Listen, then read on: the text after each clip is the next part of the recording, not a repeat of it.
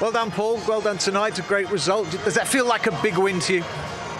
Yeah, it's a big win because it was a hard game. It was very difficult. We knew it would be difficult here against this team that they don't give up the press and they stay compact behind. And we conceded a goal first half, and after we knew it would be hard now, and we had to come back. Obviously, we needed this win, and we got it in the hard way. It was a world-class strike. Do you know it was flying in from the moment you hit it? I hit it well. Didn't expect this left foot will be like this, but we try, and if you don't shoot, you don't know what's going to happen. So I'm really glad that the ball went in. It was a beautiful goal and a beautiful victory. That's the most important. Was it better than the goal at Burnley? I would say yes, because it's the left foot. So it's not my favourite one, but the goal is a goal. And you went round the dressing room after the Liverpool game and apologised to your teammates for missing the goal against Liverpool. You made up for it tonight, didn't you? It's not like I apologised, but I was really mad. I was really mad that I was really close to the goal, and maybe I should have done better. And today went in, so I'm really happy for that. And the most important is just that we had the win today, the hard one. Very mature one, because we had to defend. We knew it would be like this. We knew it, and we done it the hard way and the beautiful way. It's beautiful to win like that. Did you feel you had to respond because Manchester City won just before the game? Did you know the Manchester City result before you kicked off? No, didn't know. But Man City, we just know that we have to get our results. We knew that we have to win today, and that's it. You look like you're loving your football, enjoying yourself out there. Like I said before, I love winning. It's all about winning. I will always be happy when I win, and I will always be happy when I'm on the pitch. And today we won, so I'm happy. The day we lose, I will be angry again. So this is me. And it's going to be a tight title race. Does it look like it's going to be a gaggle of clubs at the top and United in there? We know it's always hard. It will never be easy, and we know it.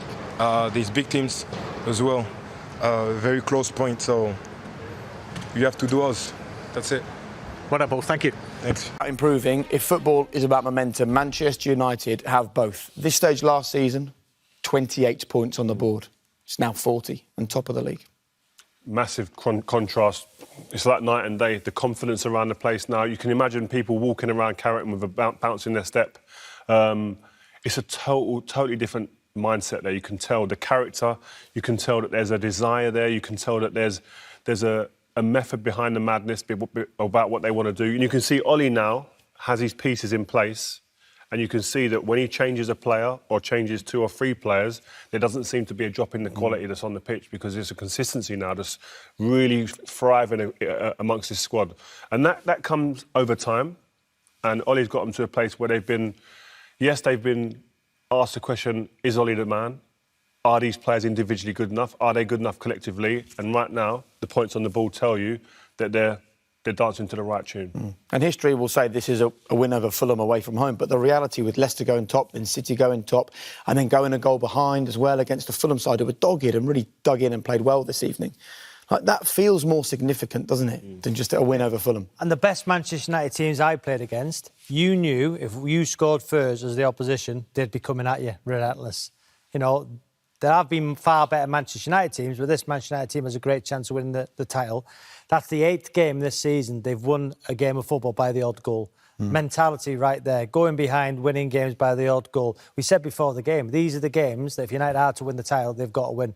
Goal behind, win the game by the odd goal. So fantastic mentality to do that. I think given, like you say, the change in the teams at the top, Leicester and then Man City, it's just before this game, in terms of the character and the mindset, this tells me that this Manchester United are here to stay, here to fight for this league. They're here to try and win this Premier League this season. And rewinding the clock a few years, is that sort of sense that this is significant right? Do you feel in that dressing room now they will have that feeling? Yeah, because whether you're going to win the league or you're trying to get out of a relegation zone, the key word is always momentum as well. Yeah. Man United have that in abundance at the moment. They're in a rich vein of form.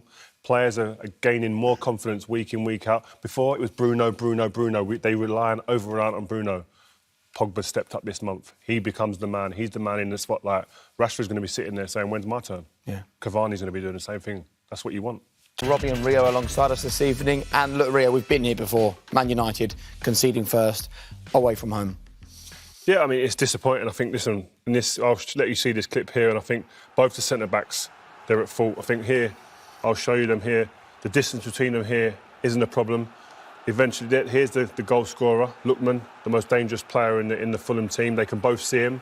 Very good positions. The problem comes when I let it play on here a little bit slower. For some reason, Harry Maguire feels the need. Here he is, in that picture there. He feels the need that he's got to get over here. I understand that if Shaw's going to go out to the fullback because the ball could eventually be coming out here. I get that. But if I let it play on slowly here, Shaw stays, doesn't go out there. What has that done? It's created a problem in the back line. There's a space, big space there. For what? For Lookman to run into, which he eventually does. But my problem then lies with the other centre-back here, who doesn't see it, Bailly.